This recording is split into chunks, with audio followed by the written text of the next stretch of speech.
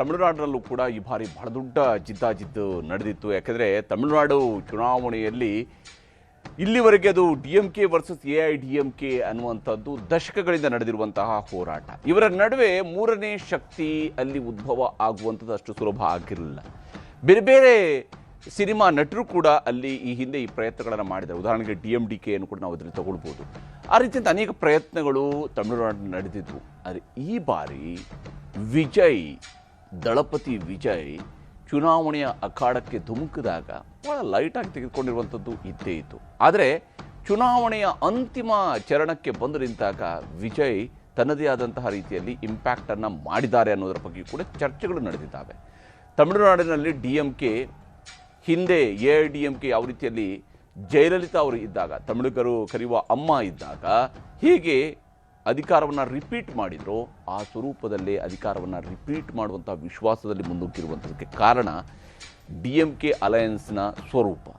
ಆದರೆ ಭಾರತೀಯ ಜನತಾ ಪಕ್ಷ AIADMKಯ ನೆರವಿನೊಂದಿಗೆ ಅಧಿಕಾರದ ಗದ್ದುಗೆಯನ್ನು ಹಿಡಿತೀವಿ ಅನ್ನುವಂತಹ ಶಪಥವನ್ನು ಕೂಡ ಮಾಡಿಕೊಂಡಿದ್ರು. ಎಷ್ಟರ ಮಟ್ಟಿಗೆ ತಮಿಳಿನ ಜನ NDA ಮತ್ತು ಇಂಡಿಯಾ ಬ್ಲಾಕ್ ಇವುಗಳನ್ನು ಯಾವ ಸ್ವರೂಪದಲ್ಲಿ ನೋಡಿದ್ದಾರೆ, ಯಾವ ಸ್ವರೂಪದಲ್ಲಿ ಚುನಾವಣೆ ನಡೆದಿದೆ ಅನ್ನೋದ್ರ ಬಗ್ಗೆ ಒಂದು ವರದಿಯನ್ನು ನಿಮಗೆ ತೋರಿಸಿ.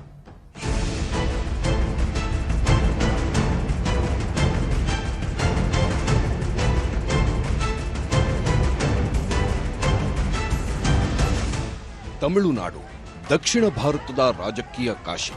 ರಾಷ್ಟ್ರೀಯ ಪಕ್ಷಗಳನ್ನ ಮೂಲೆಗೆ ಕೂರಿಸಿ ತಮಿಳು ಅಸ್ಮಿತೆಯೊಂದಿಗೆ ಹೆಜ್ಜೆ ಇಡುತ್ತಿರುವ ದ್ರಾವಿಡ ನೆಲ. ಭಾಷಾಭಿಮಾನ, ದ್ರಾವಿಡ ಸಿದ್ಧಾಂತ ಮತ್ತು ಕೇಂದ್ರ ಸರ್ಕಾರದ ವಿರುದ್ಧದ ನಿಲುವುಗಳ ಕಾರಣ ಇಲ್ಲಿನ ಕದನಕಣ ಸದಾ ಬಿಸಿಯಾಗೇ ಇರುತ್ತೆ. ಈ ಸಲದ ಚುನಾವಣೆಯೇನೂ ಇದರಿಂದ ಹೊರತಾಗಿರಲಿಲ್ಲ.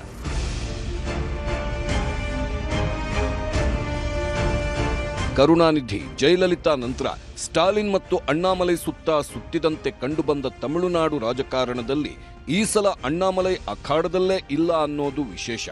ಅಣ್ಣಾಮಲೈ ಪಕ್ಕಕ್ಕಿಟ್ಟು ಮತಬೇಟೆಯ ಮೈತ್ರಿ ರಾಜಕಾರಣ ಮಾಡಿರೋ ಪಳನಿಸ್ವಾಮಿ ತಂತ್ರಕ್ಕೆ ಮತದಾರ ಮುದ್ರೆ ಒತ್ತುತ್ತಾನ ಅನ್ನೋದೇ ಕುತೂಹಲ.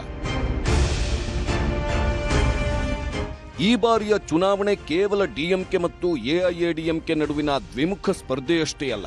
ದಳಪತಿ ವಿಜಯ್ ರಾಜಕೀಯ ಎಂಟ್ರಿಯಿಂದಾಗಿ ಕದನಕಣ ರಂಗೇರಿದೆ. ಹೊಸ ಲೆಕ್ಕಾಚಾರಗಳಿಗೆ ತೆರೆದುಕೊಂಡಿದೆ. ಜನಪ್ರಿಯತೆ ಮತವಾಗಿ ಪರಿವರ್ತನೆಯಾಗುತ್ತಾ ಅನ್ನೋ ಪ್ರಶ್ನೆಯ ನಡುವೆಯೇ ಆಟದಲ್ಲಿ ನಾನೂ ಇದ್ದೀನಿ ಅಂತಿದೆ NTK. ತಮಿಳು ರಾಷ್ಟ್ರೀಯವಾದವನ್ನ ಪ್ರತಿಪಾದಿಸುವ ಸೀಮನ್ರಾ ನಾಮ್ ತಮಿಳರ್ ಕಚ್ಚಿ ಕಳೆದ ಬಾರಿ ಗಮನಾರ್ಹ ಮತಪ್ರಮಾಣ ಪಡೆದಿತ್ತು. ಈ ಬಾರಿಯೂ ಕಿಂಗ್ ಮೇಕರ್ ಆಗುವ ಆಸೆ ಇಟ್ಟುಕೊಂಡೇ ತಂತ್ರಗಾರಿಕೆ ಮಾಡಿದೆ. NDA தமிழ்நாடு புறக்கணிக்கணும்.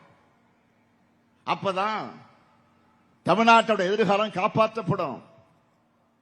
NDA கூட்டணி என்பது எப்படிப்பட்ட சதர்பாத கூட்டணின்னு நீங்களே பார்த்துட்டு இருக்கீங்க. கரப்ஷன் கமிஷன் கலெக்ஷன் ஆட்சி நடத்த பழனிசாமி அவர்களை மிரட்டி கூட்டணி அமைச்சு தமிழ்நாட்டோட உரிமைகளை பறிச்சு வரிசையா பல துரோகங்களை செஞ்சு பிரிஞ்ச மாதிரி நாடகங்களை நடத்தி கடைசியா இப்போ டெல்லியில தீர்மானிச்சு தோக்கிறதுக்காக தமிழ்நாட்டுக்கு வந்திருக்க NDA தான் உண்மை. அதனாலதான் சொன்ன இந்த தேர்தல் என்பது தமிழ்நாடு அணி வர்சஸ் டெல்லி அணி. என்னோட பாட்டி, அம்மா, அக்கா, தங்கச்சிங்க எல்லாரும் தமிழ்நாட்டில் எல்லா இடத்துக்கும் அனைத்து அரசு பேருந்துகளிலும் கட்டணம் இல்லாமலே போகலாம். நம்பர் 3, சட்டம் ஒழுங்க சரியா ரொம்ப ஸ்ட்ரிக்டா நிலைநாட்டியே தீருவோம். அதோட வெளிப்பாடா பெண்கள் பாதுகாப்புக்கான மிக கடுமையான சிறப்பு சட்டம் கொண்டு வரப்படும். அது மட்டும் இல்ல, நம்ம இளைஞர்களோட பாதுகாப்புக்காக போதைப் பொருள் தடுப்பு மற்றும் ஒழிப்புக்கான சிறப்பு சட்டம் கொண்டு வரப்படும். And I will visit one district headquarters, that is the collector's office of Tamil Nadu, to meet the public of that particular district and receive their petitions. Idu na regular pannuven. Over the past 5 years, two things have increased to record levels in Tamil Nadu. The first is one family's wealth, and the second is Tamil Nadu's death.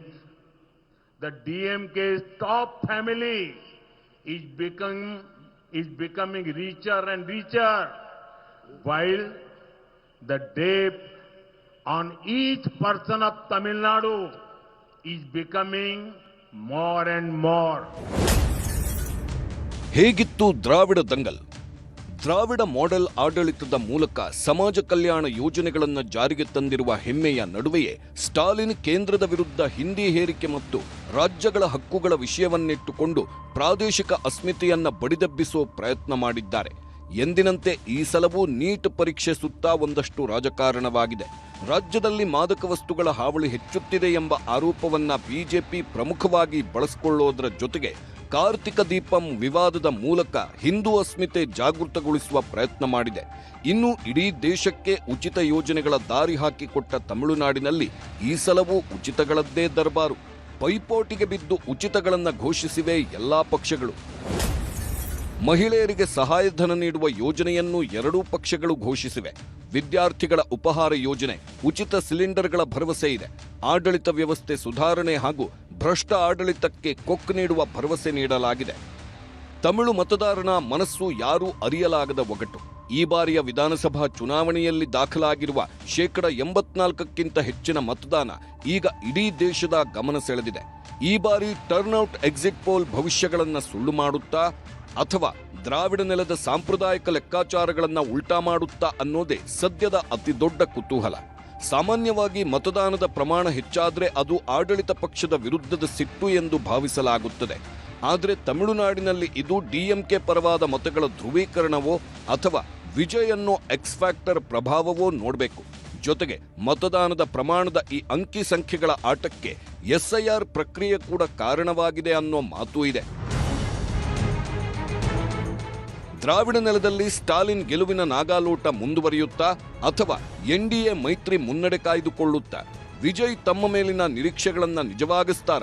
ಕೆಲವೇ ಕ್ಷಣಗಳಲ್ಲಿ ಹೊರಬೀಳುತ್ತಿದೆ.